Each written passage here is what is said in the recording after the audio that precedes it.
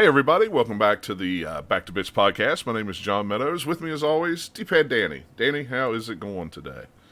Oh, it's going, John. You know how it is. How are you? I am fine. I just now hit the record button, so so, welcome to the Back to Bits podcast after me actually hitting the record button for all those listening at home because they'll not Way to know go, any John. different. Hey, well, we were chatting it up there before the show, so I was not paying attention to everything that I need to pay attention to, and you know, so. But Well, hey, it's all good. it happens. It happens. It's fine. We're all good here. Everything's fine. Situation is normal. So, but like I said, I'm John. That's Danny, D-Pad Danny, and we're here to do another show like we always do. We didn't do one last week. Was it last week that I had? I think it was last week I had the migraine or something. I've been getting migraines every weekend, and it's really kind of annoying. No, we didn't do it 4th of July, and then we didn't do it the weekend afterwards because I was like, well, let's just keep it on the regular schedule because I have other things planned, right? That's right. I couldn't remember what it was. There was a reason why we were behind, but now we're back on track.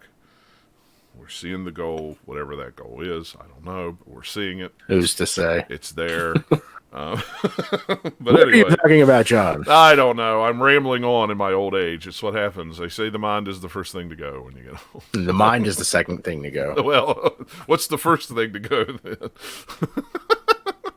Do you want to say out loud? No, okay. The mind. That's the joke. The mind is the second. Yeah. See, my mind's gone, so I didn't get the joke. It's fine. That's all good. It's a dad joke. So. Yeah. So, all right. Well, let's start off with what we always do with what we anything new we've picked up. I actually have picked up nothing retro in the past month. Really, it has been really dry around here for Facebook Marketplace stuff, and the stuff that is up there, it's like, oh my gosh, it's all overpriced, and people think they have $1 million thing. I really am upset. I missed a really nice Game Boy set today for like $20. It had like, was it Super Mario? Is it Super Mario Land that's on the original Game Boy? It had Land 1 and 2. It had Follow the Foot Clan. It had had those, and it actually had the old big Game Boy. Oh, I was like $20. All right, but I saw it too late, so weren't fast enough. Yeah, good deals. Sometimes you got to be right on the stick. So. But I did pick up a PlayStation 4 Pro a couple of weeks ago, and there I know somebody's going to go, John, why did you pick up a PlayStation 4 Pro when the 5's coming out? Because I'm not buying a 5 when it comes out. I'm not spending $500 on a PlayStation 5 when it comes out. So I decided to upgrade my Pro. Sold my regular PlayStation 4 for almost what I paid for the Pro, brand new. So really I upgraded for next to nothing, and I'm good now. So, and I have a huge backlog of Sony first-party games that I need to play anyway. I'm going to try to finish up Spider-Man tonight. I still need to play God of War, Horizon Zero Dawn, Days Gone. Ghost of Tsushima that come out today is coming in the mail Tuesday, so I want to get Spider-Man done so I can play it. So literally I've not played any of the big first-party Sony titles that has come out in the past 7 years. How have you survived, John? Oh, it was a lot of Destiny and a lot of Red Dead Redemption was what it was for most of it. It was once I finally broke myself the Destiny horse, then I got on the Red Dead horse, and that didn't help any. So, but well, you've got some cool things. Well, I got a cool thing, I guess. Yeah. So, I like physical, as as one does. Yes. Right. So, so. Gotta get the puffy cheeks. Yeah. So one of the first games that I downloaded early on on the Switch is Graceful Explosion Machine. It's a horizontal scrolling shooter where you just have basically each stage is 3 waves of enemies. You have 4 different attacks that you can use. It's really, really fun. It's minimalistic looking, but it's nice and colorful. It's a great game. It's just one of those games you can pick up and play. And I still play it from time to time. Like I said, it was one of the first games I got on the Switch. Yeah. And I saw that Super Rare was doing a release of it. I'm like, oh, that's awesome. I'm going to get that.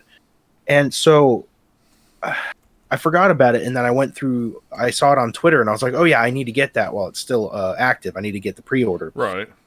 And so I hit it, and I added it to cart, and I'm like, wait a minute, wait, hold on a second. Let me think like a reasonable adult.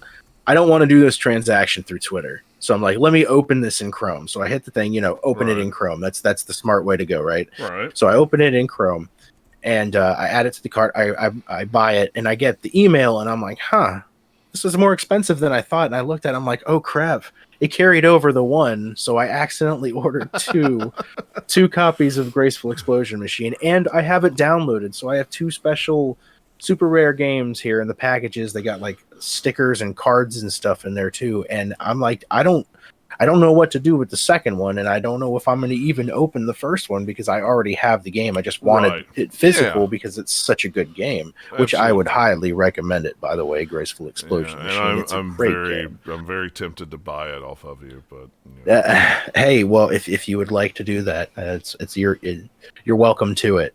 I'm thinking very hard about it.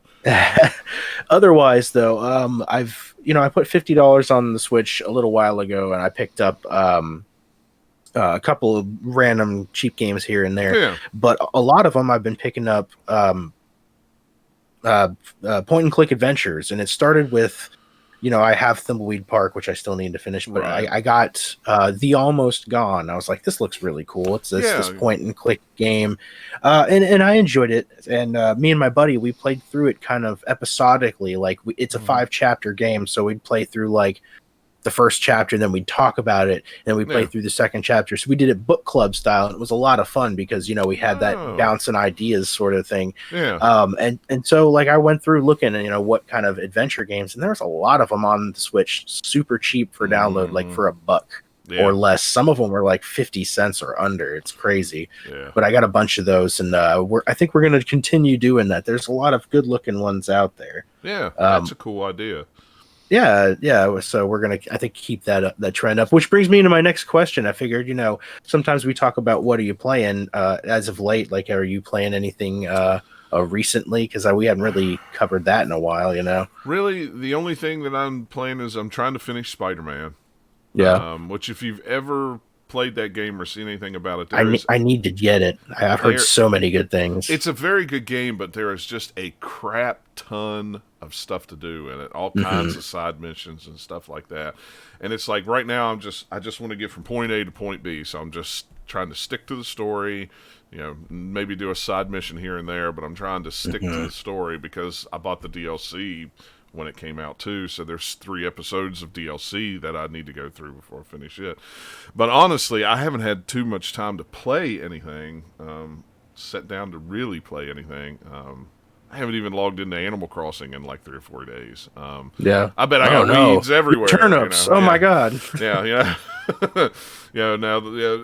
Usually I'd log on in the morning and check turnip prices, and then when I get home from work and after dinner, kind of log on and do the chory parts of it, and then that was it. I haven't even felt like doing the chory parts of it, so it's just been really, really busy with work. But at the same time, it's like it's Animal Crossing. It's not like I need to go back and do it, but yeah, I've been trying to catch up on my extreme backlog of Sony games. So now it's just it's I'd like to play some of those games before I get a PlayStation 5, just for the pure simple fact is I played everything else on PlayStation 4 except the Sony exclusives because I'm like, I'll play them at some point. I'll get them cheap. I'll do really, Spider-Man was the only one I paid full price for. It was like Days Gone the other day. I saw somebody, Dennis, that'll do the other podcast with. He said, if you don't enjoy, open world zombie games, says try this out anyway. You might actually like it. It's actually a decent game. It was still $40. I was like, I don't know if I want to pay $40 for it or not. And I found somebody local that had it, and they were like $15. I was like, okay, for $15, I'll take the rest. Yeah, for $15, it may not. It may be one I play for 5 minutes and go, it's really not my type of game. But you only put $15. That's right. For $15, I'm fine with that. But yeah, I mean, I'd really like to get more time to play games. But summertime's kind of hard for me to play games because the wife's off work. So, we're usually, we eat dinner and then sit and watch TV or watch a couple shows or, sit and hang out. And then, she won't go to bed till I go to bed, which, if it's midnight, then that's when she goes to bed. Sometimes she'll go to bed early, but, not that she minds me coming down here and playing video games. She really doesn't. But at the same time, it's like, well, I'd rather hang out with her.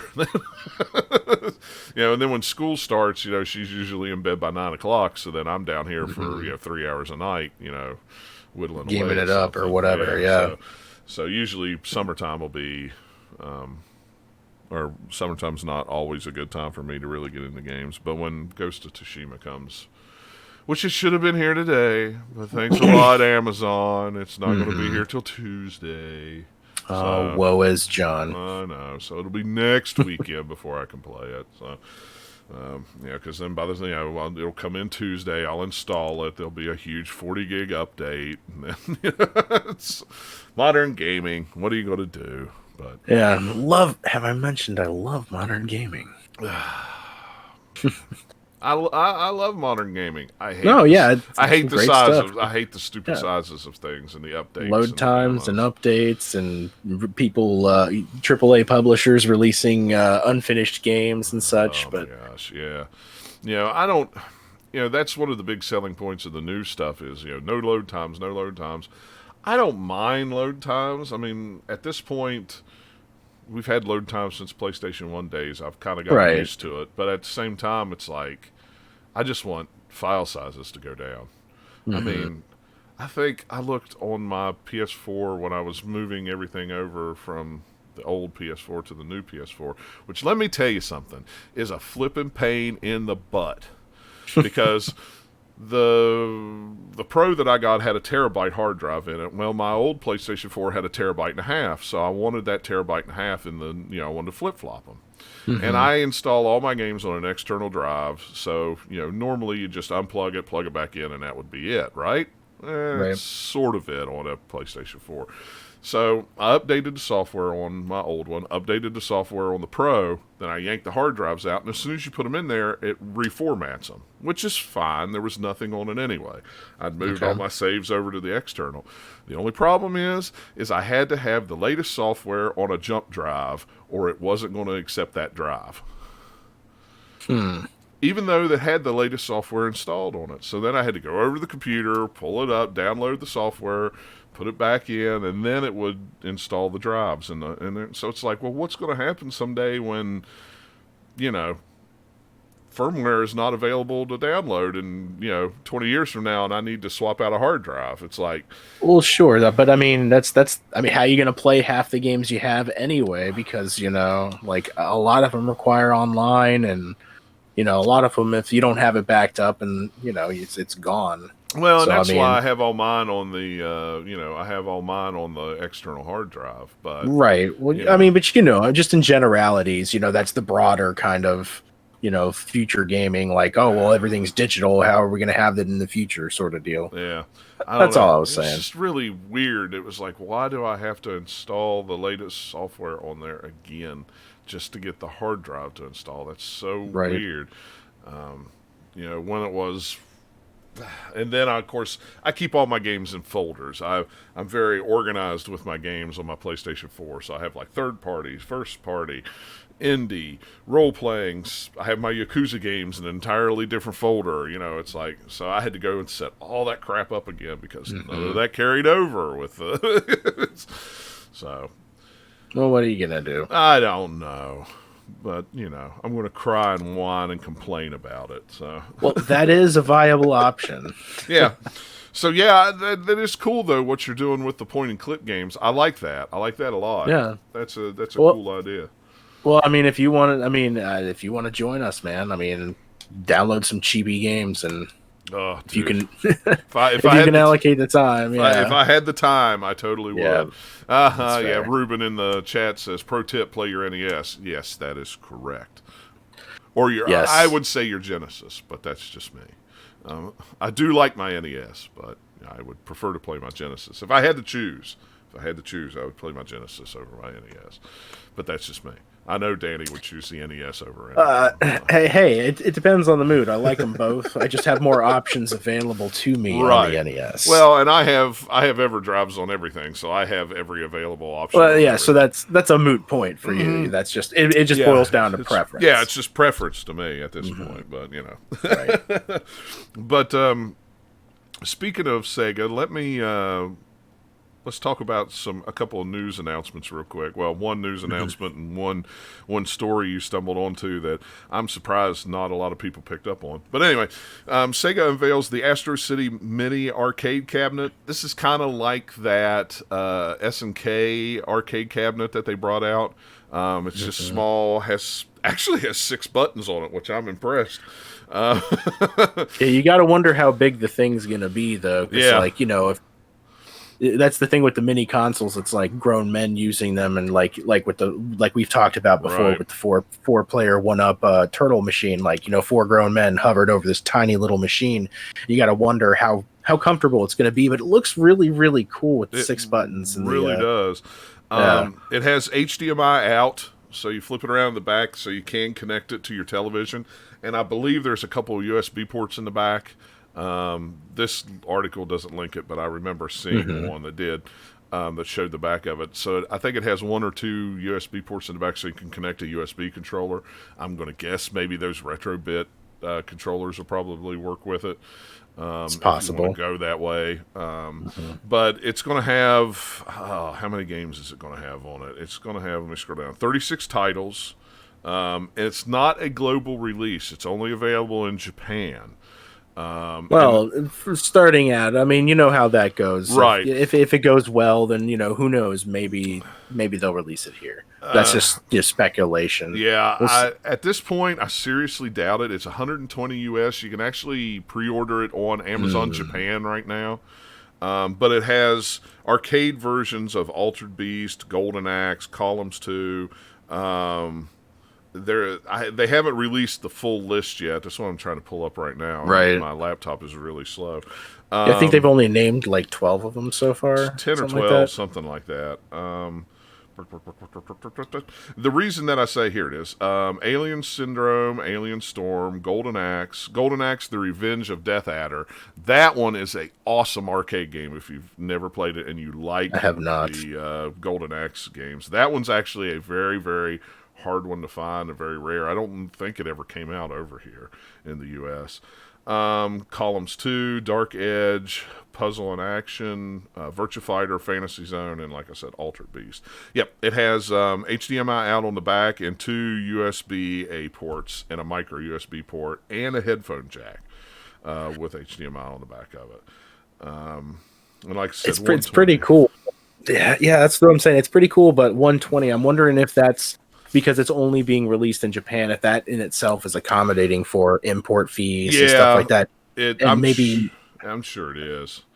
yeah, I'm Um, wondering if like they did release it here, if it would still be 120. I would hope that it would be cheaper because that's a little bit steep. I mean, it's yeah. cool. I mean, it's a neat little thing, and I'd have to see more, to decide to spend that much money on it.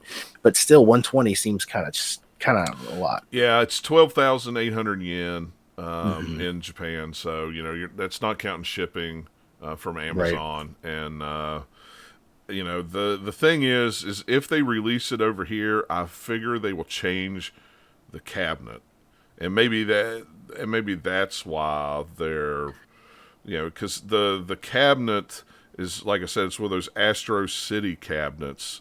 So it's a very common Japanese arcade machine. You didn't see a lot of those style arcade machines over here. That's true, but I feel like in this day and age, most people have seen that kind of arcade machine. I mean, Yeah, any serious arcade nowadays seems to have a bunch of those because they're really popular. Because there's fighting games, puzzle games, shooters. I mean, and they're all in those little sit down things because they're space effective. Right. I want to order one. I really do. I have an Amazon you should Japan account. I want to, but I want to see what other games are on there, because right now, of all the games that are on there, the Revenge of Death Adder is the only one that they've announced so far. It's really piqued my interest. If they say Shinobi, or Shinobi and Shadow Dancer, then yeah, I'll probably have to get it. I want a couple more games on there. They might. I mean, yeah, they haven't said, how, when they're going to release the next batch of, announce the next batch of games. So, and it doesn't come out to sometime at the end of the year. So, there's probably still time to pre-order it. I doubt it'll sell out. No, I'm sure they'll be readily available when they come out, because a lot of people probably won't be.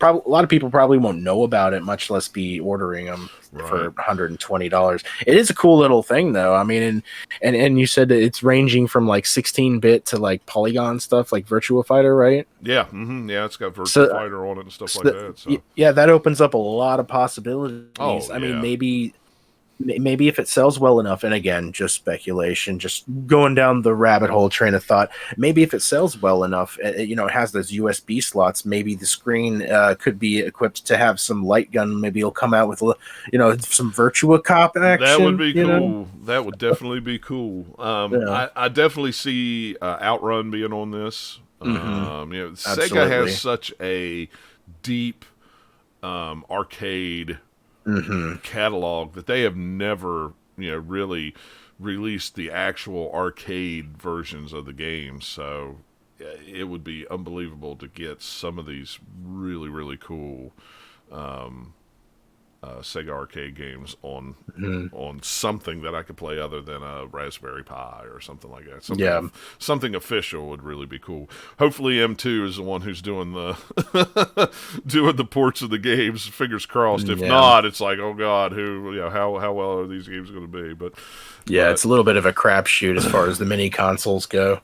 Yeah, and M2 even did the Genesis one, and it was, I mean, it was really good, but it wasn't perfect. It wasn't up to those normal M2 standards. So, but M2's been doing the Sega Ages games on, Switch, and so they've been spread kind of thin. They were doing the Castlevania for Konami, so and they're not a big company, so they took on a lot this year. So we'll see. The other thing, and like I said, I'm surprised I only saw it on one retro news site. There was not a lot of coverage of this, that's surprising. In fact, you sent it to me before I even saw any of the other. None of the other retro. Like I said, I only seen it on one retro site about it, and that was after the Heritage auction. But Sega Pluto sells for $84,000 at auction. You had the original link to the auction in there, but now you have to click on it. You have to have an account to see anything. Yeah, well, you can see the pictures and the brief synopsis, but to see like a extended description or to see how much it went for, you have to set up an account. So luckily, there are a few places that are covering it that did pull the that cost of what it sold for us, so we didn't actually have to do that. But I just stumbled across it. I was on Facebook on my phone, and one of the video game groups I'm in, somebody had posted it, and it was like within a few minutes of them posting it. I was like, wow. And I clicked on it, and it was early enough in the auction where I think it was only like $1,000 or $2,000. It was only a couple thousand. It was nothing. Yeah. And I was like, well, shoot, this is obtainable if nobody figures out it's jumping up tremendously. Yeah. Well, like I said, when you first sent it to me, it was only like 2 or 3 days to go, and it was I looked at it, and it was only like $3,000 at one point, and I'm like, right. I'm like, wow, that seems really cheap for that. That's very odd. And then, then all of a sudden it just went bam, bam, bam, And what's funny is I know there was one that was sold, I want to say it was sold on eBay for like $10,000 maybe 5 years ago or something like that. It says so. I don't think we actually said what it is. It's a Sega Pluto console, which is a prototype that was. Correct me if I'm wrong. It was supposed to be a Sega Saturn and a 32X Genesis in one. Is that what I'm understanding? I know it was a Sega Saturn. There was the version 2 had the Netlink modem in it. I'm trying to remember. Hard drive. Yeah, I'm trying to remember if it had Genesis support or not. We'll have to look it up on the wiki because it's been a long time since I've pulled up the old Pluto. Okay, Sega Pluto is the unreleased variant of the Sega Saturn. The Pluto was a revised version of the Saturn with an onboard Netlink modem along with a new chassis and bodywork.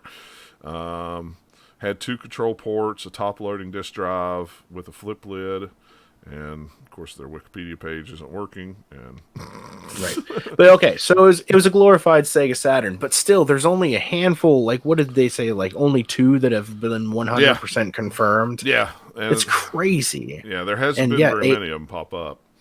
Yeah, and like you said, the other one sold for $10,000 in 2015. So it's been a couple years, and I guess.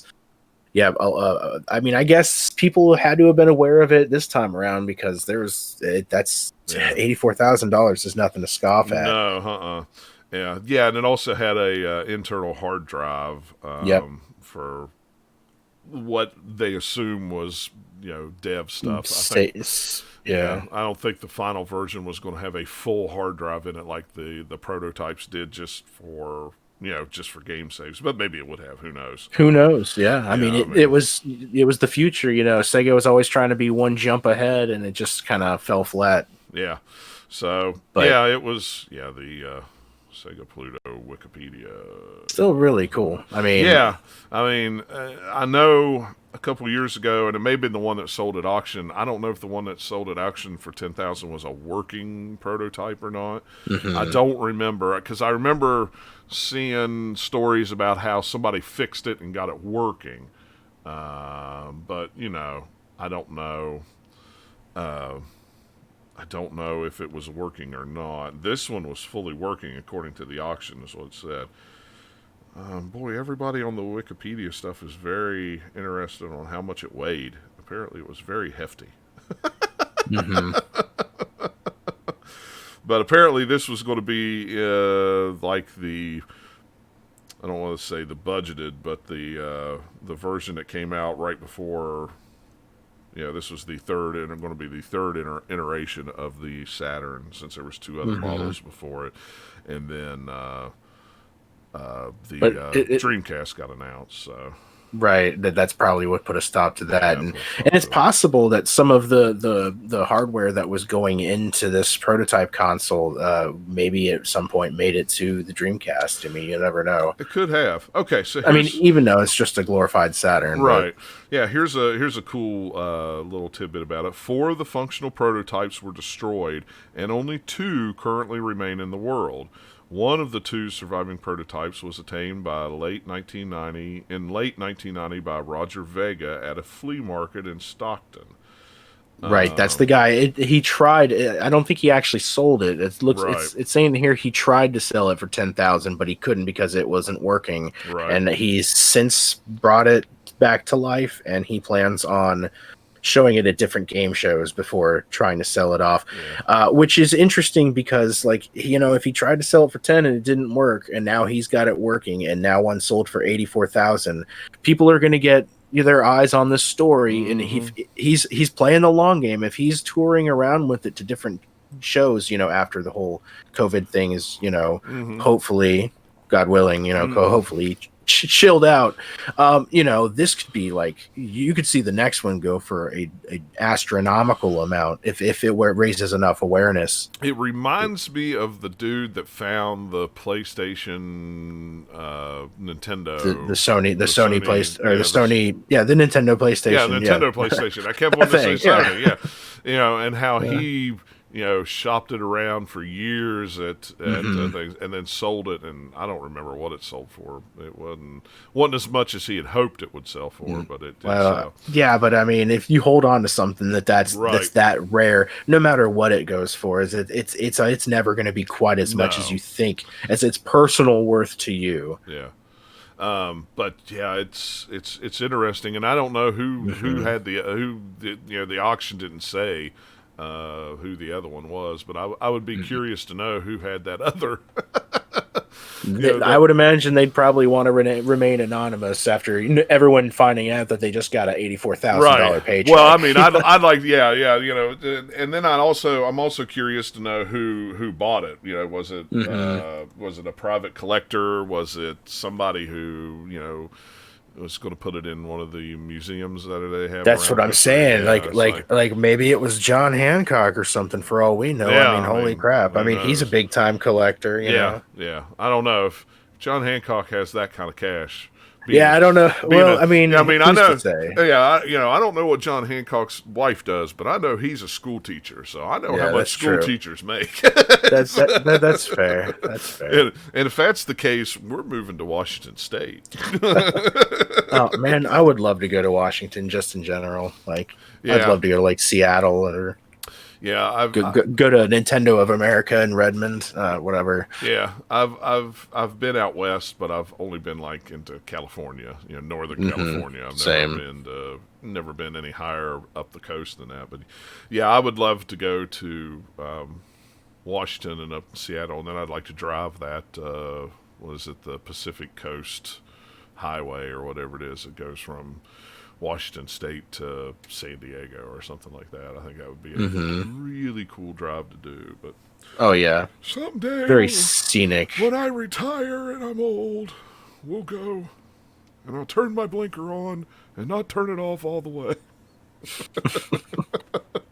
I'll drive the speed limit Yeah, in the left lane. that's right. Yeah, just to tick everybody off. So but yeah, I thought that was really cool. It's just really funny though how high that Pluto went for and how little coverage it got. Hmm. That's the Yeah. thing. It makes me wonder if it'd been more covered by some of the Other outlets. Yeah. other retro gaming outlets if it would have went even Or higher. just But in general, like if Kotaku would have gotten a hold of it or something yeah, and said something about it, but no, it was just a few little retro spots were like, hey, here's a cool thing that's going yeah, on, it's very but that weird. was it. Yeah, it was very very strange. So. All right, our main topic this week is gaming tastes. Then and Hmm. now, me and Danny have played since we were young children. Oh yeah. So I'm sure most of the gamers or retro gamers that listen to this podcast has probably gamed, most of their life, and Hmm. gaming tastes change over the years. So we were wanting to talk a little bit this week about video games that we played when we were young that we may not like to play anymore, and games that we didn't like when we were young that we may like to play now. And I can't think of any games that I appreciate more now or didn't like back then that I would play now. But I can think of one that I played back then that I really don't like now, and that's fighting games. I do not care for fighting games anymore. Now, Um, is it just modern fighting games, like the fighting games that they're coming out with now, you don't care for, or is it no. even like the classic ones you don't really have any interest to Well, play? I don't mind playing the classic, the retro fighting games. I don't have the hand-eye coordination anymore to play them like I used to when I was a kid. I used to be very good at Virtua Hmm. Fighter, at Street Fighter, at Mortal Kombat. I'm not anymore. Even though I remember how to do all those things, I cannot get my hands and my brain to do the same thing that You fast just don't anymore. have you And don't have the dexterity no, for it I just anymore. don't anymore. And I definitely don't like the newer 3D, Mortal Kombat 11, Hmm. Tekken, whatever number they're on. I really don't care for any of those games anymore. I just don't. Hmm. When they come out, I don't pay attention to them. They don't, the only one that I played as of late was when Injustice came out back on the 360 and PlayStation 3. Mm-hmm. And that one did pretty well, didn't it? Yeah, it did. It did real well. The only reason that I even played it was because the collector's edition went on clearance on Amazon for like 20 or 30 bucks, and it came with this awesome Batman versus Wonder Woman statue that I had to have. And cool. I bought it just for the statue. That was the only reason I bought it. And I don't blame you. And it had the game with it, and I went, well, I'll play the game. And I didn't like the combat. I didn't like the fighting. I was very intrigued by the story. The story was kind of cool because it did have this comic book style story that took like, I want to say it was like a 5-hour story, or 4-hour story or something like that. It was long for a fighting game anyway. And I was terrible at it. I was absolutely terrible. So it's just like, just get through the game so I can get to the next cutscene and find out what's going to happen. It was like, but I've always been a big fan of RPGs, Japanese RPGs, Western RPGs. I've always loved those.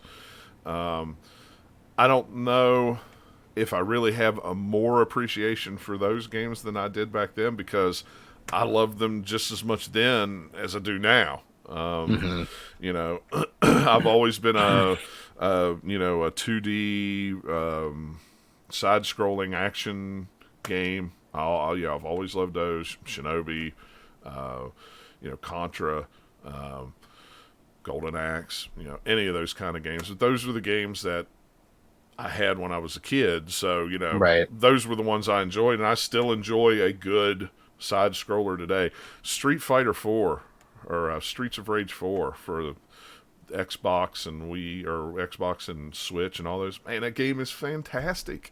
I love it. I've heard very, very good things about that one. It's on Game Pass, so on Xbox. So I played it on Xbox with Game Pass, and then I got a copy of it in the mail from I bought from Limited Run. And I have a copy on pre-order at Amazon for it on Xbox, just to have a physical copy of it there too. So it's like, because I know it won't be on Game Pass forever, so it's like, well, I want it on another console. And I played it on a little bit on Switch, and it's phenomenal on Switch. I mean, it's great. But I love those kind of beat 'em up games, right? And I think a lot of times with certain games, it depends on the era of gamer you are. Oh, absolutely. I mean, like, yeah, you got your 20-year-olds that are like, oh man, it's all about the first person shooters, which I like, but like there was a whole generation, like once PS2 and Xbox generation, that bred all this generation of shooter fans, which is, shooters are great sometimes. I mean, sometimes you just have that. You just want to shoot something. You want to play some Borderlands or some BioShock or whatever. And I get it, but yeah, you're exactly right. Like how you grew up with like platformers and RPGs, and and like I said, you see this resurgence, or not a resurgence, but this surge of first person shooters, and that's just kind of dictating, how these conversations are going to go in the future. When Medal of Honor came out on PlayStation 1, I was blown away. That was the Medal of Honor, and Medal of Honor Underground was two of my favorite games on the PlayStation 1. Played them over and over and over and over again. And then Medal of Honor Frontline on PS2 was really, really good. I really enjoyed it. But really, since then, I'm not going to say I haven't enjoyed first-person shooters. I played a lot of Destiny, but that's a first-person shooter MMO. That's a little different. It's a hybrid thing. But I played all the Call of Duties up till Ghost just to play the story. Once the multiplayer took off, I never really cared about it, and obviously most of the time Activision really didn't care much about the single player anymore. It was more about the multiplayer. Right. The multiplayer content started getting bigger and bigger, while the single player content started getting shorter and shorter. Right. Well, and I understand that. Loot boxes, expansions. The longevity of the game, sure. I get that. But at the same time, it's like, man, I really miss that buying Call of Duty, had me a really good war game, a 5-10 hour campaign, and then and that's why I bought. I bought Call of Duty World War II. And it's really good what little bit I played of it, and then they turned around and gave it away for free on PlayStation Plus. So it was like, well, yeah, it's like you can't expect these things to happen, right, right. But but that to me, that was with it having like just a 5 or 7 hour campaign. It was kind of a throwback to those older Call of Duty first-person shooter games, because I think the one before that didn't even have. I don't think it even had a single-player game. I think it was strictly $60 for a multiplayer online game. It had no story mode at all on it. That's how a lot of games are these days, and those are the games that sell, like you said, loot boxes and all that stuff. Yeah, I mean, Fortnite is just and that's not even a game you have to pay for. I mean, you can pay for that. It's a juggernaut, man. Yeah, it's crazy how the loot shooters are really, Apex Legends is another one. It's really big. Just really surprising. Anthem was big for a little while as well. Don't get me started on Anthem. I bought that game, and that was the second game that I regretted paying $60 for. Really? It had so much potential. They promised so much, and then you played it, and I got about halfway through it and went, "This is dull. It's boring. The controls aren't great. It's not what they said it was going to be." And me and a buddy finished the campaign, and he went on and kept playing it, and I was like, "See you later. I'm done. I'm playing the campaign." And at the end of the story, it was like there wasn't even really an end of the story. The story was very convoluted, and it was kind of like, well, here's the end, and now you could just go do what you want, but there's nothing to do. And it was like, it's kind of the same thing that happened to me with Destiny 2. Destiny 2 did the same thing to me. When Destiny came out, we played that thing for like 500 hours. And well, I did. And then Destiny 2 come out, and we're like, yeah, okay, it's just like Destiny 1. This really could have just been an expansion, but now the story's even more convoluted, and I don't understand what's going on. And I literally finished the campaign, took the disc out of the drive, uninstalled the game, never put it back in again. Never installed Anthem again. Uninstalled Anthem and never put it back on there. It was like, nope, I'm done. Fool me once, shame on you. Fool me twice, shame on me. That was shame on me for the second time. So, games like that I try not to get excited for, because they overpromise and don't bring the A game, and it's very disappointing. Well, I'm sorry there, John. I didn't mean to bring up a sore subject. Oh my gosh, yeah, it's Anthem. Anthem is one that it really brings up a really grades. It's a bad time in my life. Oh yeah, but yeah, I mean, fighting games right off the top, is. I mean, an RPG I will go out of my way to play now. Sure. I'm kind of getting tired of the open world games.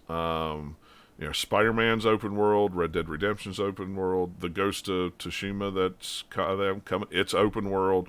It's like, I kind of get tired of the open world games, but that's kind of the way, if you want your big single-player adventure game, that's kind of the way you have to go, as an open world game where you have a little bit, and then they just kind of let you loose and go, okay, do whatever you want to do.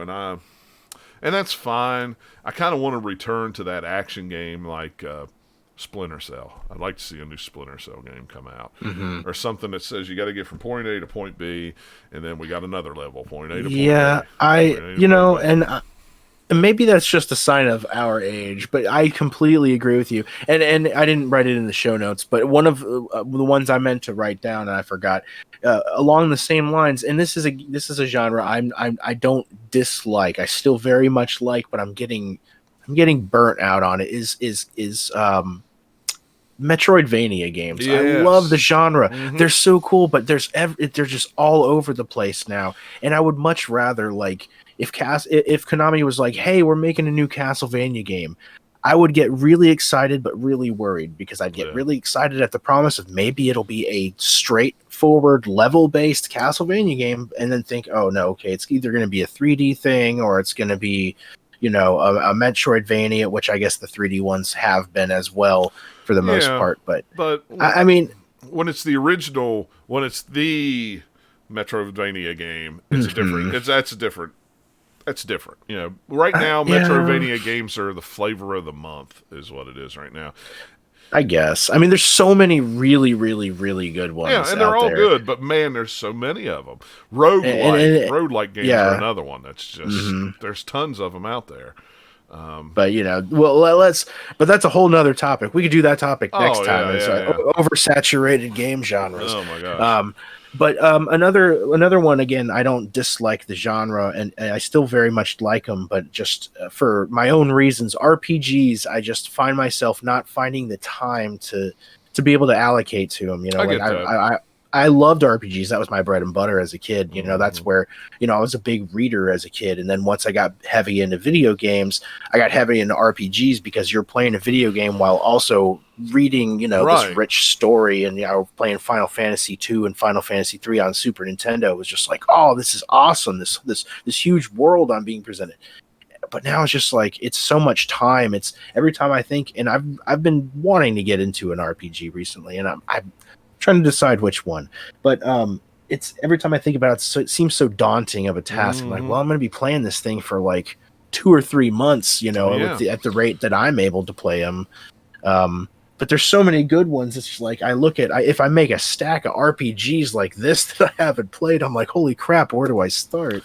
The last RPG that I really sat down and played was, and I guess it was Breath of the Wild. I still call that an Mhm. RPG. As an open world, Well, it's an open world RPG. Is I essentially what guess, it yeah, is. it is. And I played it for like 120 hours, 125 hours, and I'd still not done everything in it. It was like I Hmm. kind of was going around doing this and doing that. It's like, well, I'm at 100 hours. I might as well go ahead and beat these bosses and then go ahead and finish the game.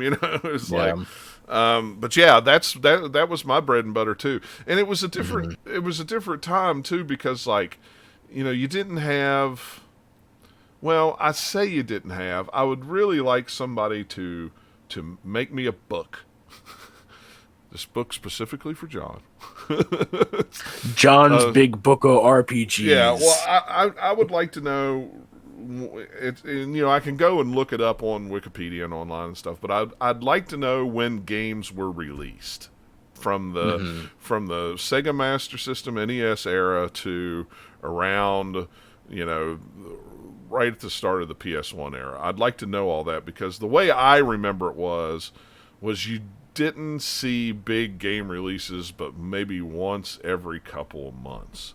I really don't Hmm. think it was like that. I think it's just my 13-year-old self not having a sense of awareness of time. Right.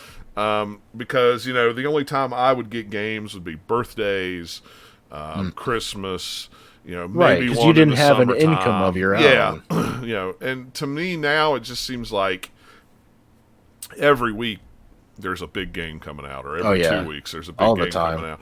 And it's got to the point like today, Ghost of Tsushima came out and the Paper Mario game came out.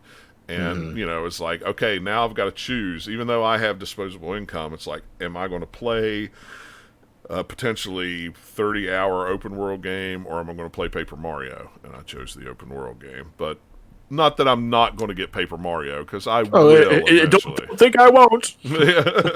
I do always get my first party Nintendo games Oh usually yeah. all the time. But it's like I don't remember. I don't remember getting games coming out like that. I remember going to the Hmm. the video rental place, and they would maybe have a new game every couple weeks, but most of the time, every week it was the same in, same out, and that could have just been the rental That store. particular establishment Yeah, didn't have the access to it, but right. you got to wonder, like that's a good question. Like, is it just because we were more oblivious to capitalism in general, and we Yeah. we didn't have the money to, or was it? Do you think the fact that it was more of a niche thing back then, and now it's such a big prevalent Well, part of pop culture? and it may be a little from column A and a little from column B. Honestly, Hmm. you put it Yeah. when you put it like that, it may be that way. But I remember such and such role playing games coming out. Fantasy Star 2 is coming out. My gosh, Hmm. I need to buy that game because that will give me hours of gameplay, Oh yeah. where, a normal game may only, I might be able to beat it in a week or a month or, however long. But, oh my gosh, I could play Phantasy Star 2 for, months at a time and not have to worry about a brand new game. And, now it's not, now it's like, I see guys online all the time, and I have a lot of, there's two things I follow on Twitter: retro gamers and gamers. Mm-hmm. I count those as two different people, because there's some retro gamers that do nothing but play retro games, and then there's gamers that play everything. So and I see some of these guys every week. It's like, yep, I bought every new game that come out. I've got 5 games here, and that's all they do. They pound. I got to beat this as quickly as I can so I can move on to the next one. Move on to the next one. Move over. Here's Switch game number 528. Like, holy cow! Yeah, it's like, and they show pictures of their collection, and they're all still in wrappers. It's like they haven't even taken them out of the wrapper. But to be fair, that's the collector's curse. Right. As you have the disposable income and less time, you end up buying more than you end up playing, and so I definitely have my share of sealed games that I just have not gotten to. I have no sealed games, but I have games that I haven't gotten to. That's fair. I'll open them and look at them, especially if it's a game on a PlayStation or the Xbox. I definitely open them, put them in, and install them. I may never play them, but okay, that's a good point. Yeah, just because it's usually a friggin' 40 gig update, so but. And I don't understand how people have time to do it. And 2, if all I'm doing is rushing through a game to get to the next game, am I really enjoying that game? It's like you got to stop and smell the roses. You got to. If you rush through it, you miss out on some of the subtle details of the ambiance or the story, or just little quirks of the games that really give the game character and personality. I mean, not necessarily. It's like It's like, okay, how are you going to argue? How are you going to read a book and spend 4 hours reading a book, right? And then somebody else who maybe is a speed reader, and it's like, oh, well, I read that in an hour. Yeah. You can't argue with the speed reader that they didn't get as much out of it as you did. So it really depends on the perspective of the individual person. So maybe they do get a rich experience out of it, but it's just hard for someone that likes to sit and play, and it's like hard for us to see that, like, well, how did you even like when you see a kid wolf down an ice cream cone, it's like, well, shit, did you even taste it? It's the same kind of thing. Yeah, but yeah, right. Well, and at that point, so the thing that always is in the back of my head, are you playing games because you enjoy the story? Or are you playing games because you like that hit of dopamine? And at the end of that game, the dopamine's over, so you just need another hit. So I slap another game in and start another game. I don't know. That's an interesting thought. I mean, I never thought about it that way. Yeah, I mean, maybe in the same way that people like, going on roller coasters, it's for the thrill, and then it's okay, well, on to the next one. It's possible. Yeah. I don't know. It just seems to me, and then the other thing is, it's like, when do you have time to do this? Do you not spend time with your wife? Do you not go and, I work. Okay. I don't want to say I work a lot. I work on the road, so sometimes I'm not home all the time, but sure. I don't, like today, it was 2 hours of work and 5 hours of drive. So technically, or 4 hours of drive. So technically it was a 6-hour work day, but it was only really 2 hours of work. So I came home and, I could do whatever I wanted. So it was like, I could go downstairs and play, but maybe I'll spend some time with the wife, or maybe I'll watch a little bit of TV or whatever. Yeah. It's like, there's some of these guys, it's like, I watched this movie and I beat this game. It's like, well, is your wife just sitting beside you and you have one TV on with the movie going and then the game going and the other TV? And some of these guys, I think they do. Yeah. And it's just like, oh my gosh, I could have sensory overload on that. I mean, I guess it's the same thing as, playing, like, even as a kid when you'd be playing on a Game Boy and kind of half watching TV, or even now, if I'm sitting down and she wants to watch something that I'm particularly not maybe as engrossed in, I'll, sit and play my Switch or whatever, but I'll still kind of half watch it. You mean your wife watches you let your wife watch stuff that you don't care about, and while you're sitting in the room? I mean, I'm kidding. I mean, put me on the spot here. Like, I don't know. I'm Yeah. kidding. It's usually when something comes, like the wife's really been into watching Hamilton. She really likes that movie, and I've heard good things. I haven't seen it yet. I don't care for modern musicals. I just don't. Fair. And I'm very interested in the story. I'm a big history buff. I love that kind of stuff. I listened to the soundtrack for a little bit and went, nope, I'm out. Yeah, like, from what I understand, it's good, but it's just so much thrown at you so fast, and it's like it's really easy to miss something. Yeah, so it is when she's well, I'll come around the corner. Oh, you're watching Hamilton? All right, well, I'm going downstairs. I'll catch you later. Deuces. Yeah. But yeah. So what games did you? Well, other than RPGs, was there anything that you appreciate more now and didn't like when you were a kid, or when you first started playing? Well, there's some games that I've never been a huge fan of, and I'm still kind of not. Like Fighters is kind of one of those. Sports and racing game are kind of those. But games that I appreciate now more, I feel like I get more enjoyment out of puzzle games now than I used to, and not so much like Tetris, Dr. Mario type puzzle games, but more like the puzzle subgenre, like puzzle platformers, adventure puzzlers, stuff like that, which also leads me to enjoying point and click adventures more because those have a lot of those puzzles. And I remember getting a taste of them as a kid and thinking, oh, these are pretty fun. But, the older I get, I'm like, like I was talking about earlier, seeking out all of those, and I've been playing them episodically with my buddy. It's like, I'm getting a lot of enjoyment. It's thought provoking, when you have a good story and then you have a lot of good puzzles and a lot of back and forth looking around. I've been getting off on that sort of thing more recently.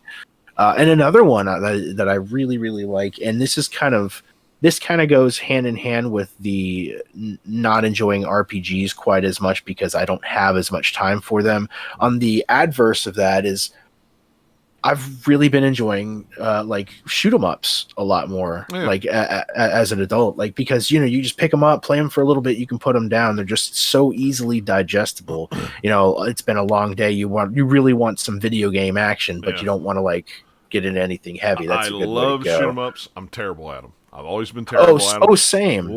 I love them. I'll buy them anytime. Absolutely, there's one, I'll buy them, and I love them. But man, I suck. Yeah, I am. There's a couple of them that I'm decent at because I've played them so much, like Darius Twin, and that one's kind of an easy one anyway. But I just love it anyway. But yeah, they're great games, but I'm not particularly good at most of them either. And it's crazy watching somebody on like Twitch that's good at good at shoot 'em ups, and it's just like. It's magical. It's like how are you? But that's like anything, right? That's like watching top tier Tetris players play. It's like how is your brain programmed to think that fast? I just well, it's funny. Those guys where they call them 1CCM. Those guys fascinate me. And Agro Sky on Twitter.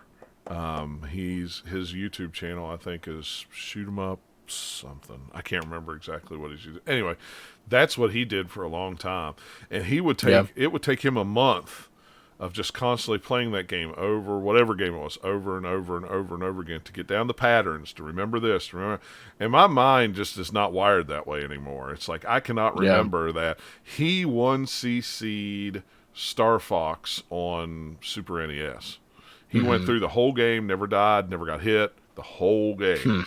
And that's impressive. It's on, and you go to his YouTube channel, and it's there, and you watch it. And that stuff fascinates me. I wish I could do that. I really do, but my brain is not wired that way, apparently. Well, in the same vein, I mean, you could say the same thing about like the speed runners that just zip through the game like it's nothing. You could do, like the blindfolded Mike Tyson's Punch Out speed runners. Like it's just mind boggling. Some of the stuff that people are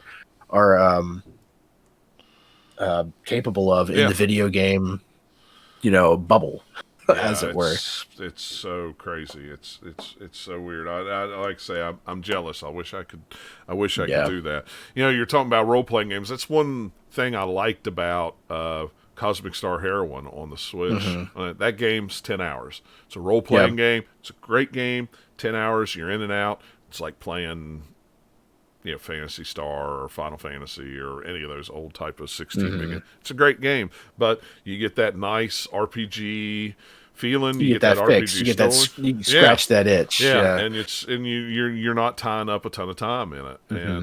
And yeah, to be fair, I did want to play that one, and I know it's supposed to be like a spiritual successor to Chrono Trigger, almost very Chrono Trigger-esque, which does allure to me, but I downloaded it. I got it on sale, so I have it on my Switch. Yeah. But I also, on the same topic, I also still have Saturday Morning RPG that I need to play through, and that one's only supposed to be like 4.5 to 5 hours. Yeah, it's really quick too. I played through it. It's a good game. It's a very old style RPG game too, and I appreciate more RPGs like that scratch that RPG itch, but I don't have to sit and put 80, 100 hours into it. As much as I appreciate those games that have that rich story, make it worth it. But at the same time, it's like there's too many games coming out and too much work to do that I don't have time to sink into it like I want to. And that's exactly what I was getting at with the RPGs. It's like it's just not that I don't like them. It's just especially the newer ones, like you said, like 80 plus hours is just too much for me. I have been thinking about again getting into one, but I've been thinking maybe one of the PlayStation 1 RPGs, like maybe Lunar or Wild Arms or something. One of the ones I've never really played before. Grandia, maybe. Grandia's great. I bought it. I ended up buying it on Switch when it was on sale. The remaster version, really good. It's a very good game. I remember. Well, like I said, I have quite a few good ones, but I just I keep buying role playing games. If it's a role playing game, I buy them and they're on the shelf. It needs to be in my collection. Yeah, it belongs in my collection. I've got to have it. I've got to have it. And I told Nikki the other day, I said, I have so many RPGs that I could not buy another game and just play those RPGs and probably not finish them till I'm like 70 years old. So when I retire and I get old, that's all I'm going to do is play role-playing games. I'm going to be the old role-playing game guy that does nothing. Until your vision gets too bad for you to read. And it's already getting there. So it's like... But, you better hurry it up. Then. Yeah, I better hurry it up. I'll be like the guys that have the text, the font on their iPhones like that big, Get you one of those gigantic calculators. Yeah, or the jumbo button remotes. Yep. It's coming. I know it is. But we are not making fun of old people. No, I myself love old people. No, I love old people too, and I love it when they fall. It makes me laugh. As long as they're not hurt. Yeah. Well, it's the same thing with kids. Like, oh man, dude, are you okay? Okay, you okay? Oh yeah, no, I'm the guy that laughs as soon as they hit the ground, and while they're on the ground, I'm like, "Are you okay?" While I'm laughing at them, I can't help it. It's a knee-jerk reaction, and I've really tried to work on it over the years, but I can't help it. Even when my wife falls, I have to laugh, and then, "Are you okay?" Now I didn't laugh when she broke her leg because I wasn't there when she fell. But oh, that's terrible, John. I know it is. I wasn't there when she fell, so I did laugh when she broke her leg. So just to go on the record that I did not laugh at my wife when she broke her leg because I wasn't there. So that's very important for everybody to know. That's those are the facts. That's his story. That's what he's sticking to. No, I got witnesses. I got lots of witnesses on that. Now, if I'd have been with her, she probably wouldn't have fell. But there's so many games, and that's like, normally when a new console generation comes out, I'll go ahead and buy that new console, even though there may not be a lot of games for it yet. I know it's coming, so I go ahead and buy it. I have it. This time around, I'm not doing that because I'm not really feeling spending what everybody's going to say is $500 or more on a new console right now. I'm just not. So that's why I went ahead and got a Pro, got an Xbox One X. Going to grind that backlog, especially on the PlayStation 4. On the Xbox, hey, they're going to still bring out games on the Xbox and the Xbox One X, or Series X. So, hey, I'm good. I can get my new games on the Xbox if I really want them. But yeah, I mean it's and I'm trying to make a conscious effort of hitting that backlog. But man, I don't know if the new God of War is open world or not. I don't think it is. But man, I don't know if I can play. I don't know if I can play Ghost of Tsushima and play Horizon Zero Dawn. Both of them were open world. The only reason I didn't play Horizon Zero Dawn when it came out is it came out the exact same time that Breath of the Wild came out. And I could not. It's a similar kind of game. Yeah, and I tried. I know some people played them both at the same time, and I really tried to do that, and I couldn't do it. Well, it makes sense. I mean, to look at them both kind of side by side. There's something to be said about that. But I've heard very good things about it. It's supposed to be a really good game. Yeah, all my friends who played it says it's wonderful, and they look at me like I'm on drugs for not playing it. But yeah, but there's always those games. What, you haven't played XYZ? That's right. And I bought it brand new the day it came out, and I haven't played it 2 years ago, or 3 years ago now. So there you go. But that's how it is. I mean, it's fine. But yeah, there's really, of all the dislike, that really just fighting for me has been everything. Yeah. I guess if I had to, before we wrap it up, if I had to take a game that I appreciate more now than I did then, would probably be the Metroidvania style games like Castlevania. And not until you mentioned that, because I did not have an NES until I was in my 20s. So I didn't play Castlevania when I was 13 years old. I had a Sega Master System, and then I had a Genesis. So I didn't really. I'd heard of Castlevania. I knew people liked Castlevania, but there was Bloodlines on the Genesis, but I had never played it, so I didn't buy it. I didn't rent it. It was always out, so it was like, I didn't really play the Castlevania games till later. So I enjoy those games, but my gosh, you're right. There are tons of them now. It's the flavor of the month is Metroidvania. Yeah, and again, I know we're getting, like you said, we're getting ready to wrap up. But again, you were talking about shorter RPGs that scratch that itch. Yeah. If you want a good, really not kitted down per se, but a micro version of a good Metroidvania experience, I would highly recommend Xeodrifter on the Switch. I think it's Xeodrifter. Let me look that up real quick. It might be Xenon. I don't know. Xeodrifter. Yeah, it's a pixelated style. It's Metroidvania, but it's very digestible. You could beat it in a session or two. There's only 4 areas to go to, but it still has.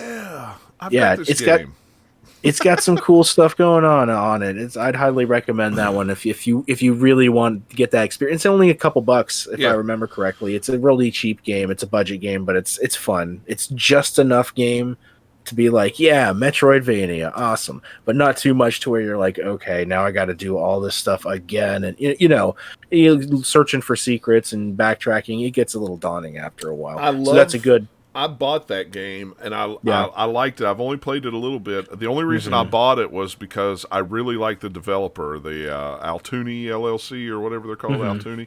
They did the Mutant Mud game, and that game is really, really good. And when I've been meaning to check those out, yeah. And then when they put them on, they put all their other ones on sale. I bought them all. And I just never played them, but I bought them because it's like, I really like that. I like that dev, and it was a good time. So I'd recommend playing through that one. Like I said, it'd probably only take you 3 or 4 hours, maybe. Yeah, at most, and that's for a first go through. I mean, it's really not that long of an time investment, but it's a lot of fun. Right. Cool. Well, I need to play that because, like I said, I bought that a while ago and when it was on sale. So speaking of backlog, there's always going to be a backlog with me. So well, yeah, same. It's a mile long, and it stays a mile long. And I just keep adding to it and adding to it. All right. Well, we're going to call that a show this week.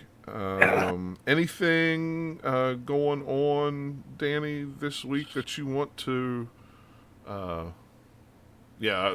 Derek Jones just said in chat, Iconoclast is another great Metroidvania. Yes, it is. I bought the physical version of that, and it is a fantastic game. Iconoclast is really good. But anyway, anything you want to let anybody know about? Got anything going on, stream wise or video wise, or? No, I mean, I put out a Zelda 2 review on my YouTube channel 2 weeks ago. It seemed to be pretty popular. People seem to like it. So if you're inclined to check out reviews, feel free to check out my Zelda 2 review. It's youtube.com/c/dpaddanny. It's really easy. Yeah. I got a new one coming out. Normally, I'd be coming out with one this week because I've been doing every 2 weeks, but I didn't want to rush it. It's going to be a good one, so I'm going to take my time with it. I got some more work to do on it, and you'll see a new video out next week. Sweet. Next weekend. Yeah. Excuse me. Yeah, I watched the Zelda 2 because I was one of those ones that really didn't care for Zelda 2. And, it kind of made me want to play it.